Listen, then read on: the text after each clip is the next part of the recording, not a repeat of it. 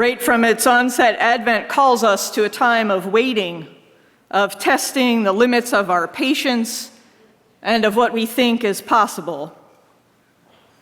Advent is probably one of the most misunderstood of the church seasons, and so I was delighted to read Tish Harrison Warren's opinion piece in the Times last Sunday about Advent. You may have seen it as well.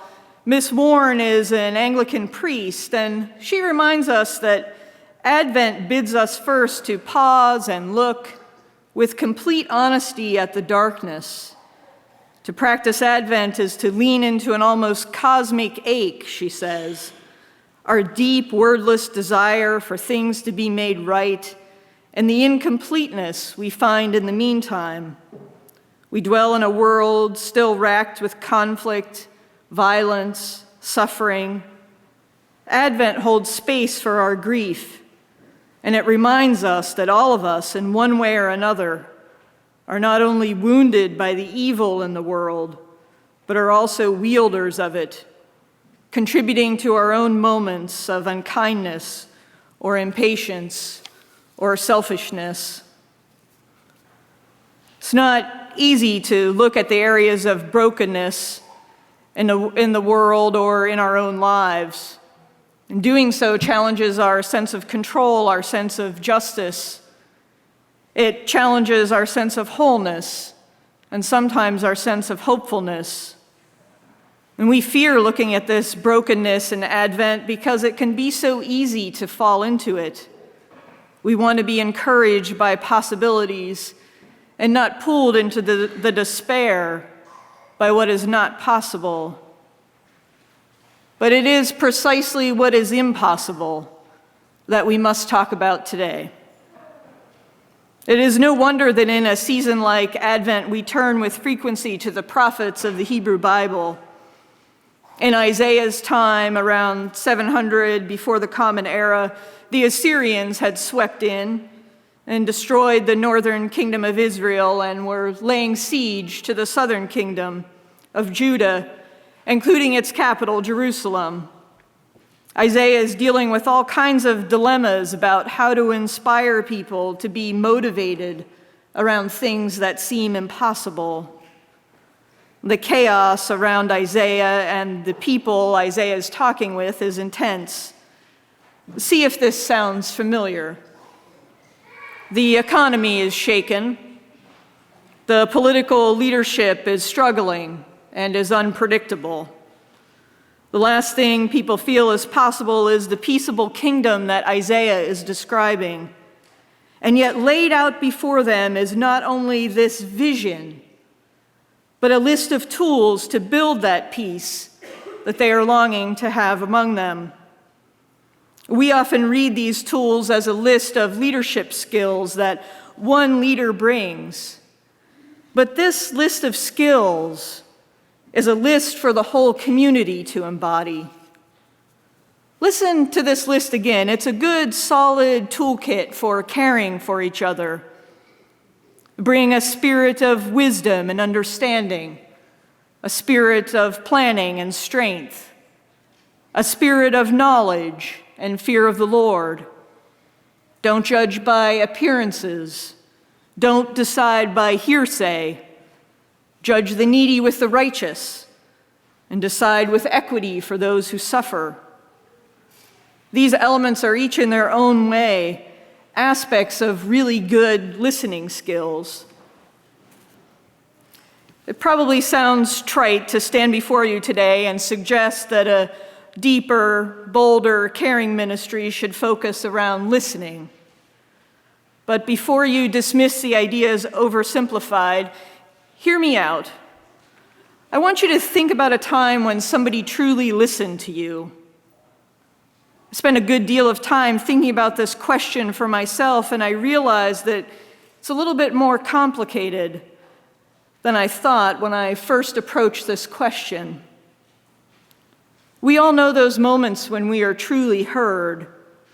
And the example that came to my mind actually happened a few years ago when I was on retreat with the board of the Religious Education Association. It's a board that's made up of people all along the spectrum of religious experiences, from different faiths, from conservative, liberal, and progressive backgrounds. And it was my second year on the board as a student representative while I finished my doctoral work at Fordham. We started the retreat that spring in a big conference room and went about the business of introducing ourselves and our work. I was in a unique position of being a scholar in formation and a long-standing practitioner in the field of religious education. Mine was a valuable perspective, but I always felt a bit intimidated by the scholarly folks. And as we went around the room, I mentioned my work and my studies and my children, and I enjoyed hearing everyone's stories, old and new. And as the meeting broke up for the evening, we retired to one of the smaller kitchens for dinner in an informal living room. A number of people were already spinning yarns and catching up with each other and taking positions about the NCAA men's basketball tournament, which was just underway. And with my plate on my lap, I took a seat in the corner lazy boy near my friend Joyce. But before we could begin even any small talk, she turned to me and said, "I was so curious watching you introduce yourself tonight and throughout the meeting. You were so thoughtful and careful about what you say about your personal life, depending on who you're sitting next to and speaking to. That must be exhausting." My own response, which was building as she spoke, which was full of defenses, as she spoke that last line, it fell away. I admit I was rather tongue-tied at that point. It is exhausting to measure the newness in the room. Before I decided if I wanted to mention my now ex-wife, who I had been with for 20 years at that point. And it wasn't that I was ashamed or awkward about being out, but it really hit me that night how consciously or subconsciously I still had to read each new room I entered and decide how much of myself and my life was safe to share, what I could say that would be easier for them and for me to omit. What a privilege that I can choose to pass sometimes. What an exhausting privilege. I think I muttered something to Joyce like, "Yes, it is exhausting. Thank you for noticing. I do give a lot of thought to how I tell my story." But I can tell you in that moment, I felt wrung out, like I had cried on her shoulder for hours. But what I was experiencing was somebody listening, not only to what I said, but what was not said. Joyce has great skills in areas of listening. She's a pastor, and she's taught pastoral care for many years in several different seminaries. But what she brought into focus for me that night is part of what Isaiah means when he is talking to his community and saying that the one shall not judge by what the eyes see or decide by what the ears hear. Caring for each other isn't just built about listening to what we say to each other. It's built around what we don't say and how we listen in those gaps. Caring for each other is listening for silences, for things that are too painful and too exhausting to say. Educators among us may know this idea as what Eisner calls the null curriculum, a way of learning by which we learn by what is not said or taught or prayed with words. Could have told you a more flattering story about my own listening skills this morning, I suppose. But the trouble with that is that I don't think any of us have all the answers. But I do believe that together we embody the best of these qualities of the shoot from the stump of Jesse. And through our work as a community, we come near this peaceable kingdom. The idea that Isaiah puts out for us of not judging by what our eyes see or what our ears hear is part of what links us back so strongly to what we were discussing about Advent.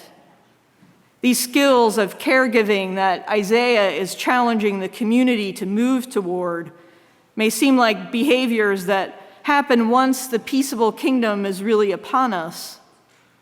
But in reality, these skills are what help us when the brokenness of our lives and the world come before us, threatening to disrupt our hope. In order to feel the impossible hopes of the peaceable kingdom, we have to be able to listen to one another so deeply that we can say when it's needed, "That's not possible." As we worship together this morning on this second Sunday of Advent, I want us to ask ourselves what kind of caregivers we are to one another when things don't go well, when justice is lost, when resistance is not enough, when sadness overtakes us, when we are frustrated and agitated with the world and with each other and with ourselves, when there is no peace, when the wolf is looking hungrily at the lamb out of the corner of her eye, and when the lion walks by the trough of straw, a different dinner on her mind. Because this happens, no? We read about it in the news. We live it every day. The routine screening test becomes something more. The healthy pregnancy suddenly is complicated. Taking care of aging parents and young children, sandwiches every day so fully you cannot breathe. As a community, we feel brokenness too. You are committed to being an anti-racist church because racism is real and it hurts. You are committed to economic justice because classism is not just an ism. It hurts people in real ways in their day-to-day life. People in this sanctuary, people in our community. It makes life exhausting. You are committed to binding up queer people because homophobia, external and internal, transphobia, binary understanding of gender, these things are real and they really hurt. The brokenhearted are with us, and the brokenhearted are us in so many ways. And yet we are hopeful this Advent when we are together. We find our hope in our togetherness. Isaiah's vision fills us with hope, not because we see the peaceable kingdom around us yet, but because we hope for it to come. We build what will be possible later by naming what is impossible now and listening to each other through those impossibilities. Mualla Selkuk, who teaches Islamic education in Turkey, speaks about these listening moments as encounter. Encounter, she says, is the gift of our limitedness. It means bilingualism. Not everything can be said in one language. Each language is a way of life and a way of being in the world. In our encounters, we are gifted with limits and different ways of knowing. Advent is about looking our limitations deep in the eye and still having hope. Easy to say, but how in the world do we do that? We begin by deepening our understanding that not everything can be said in one language. Sometimes the language of caring uses no words at all.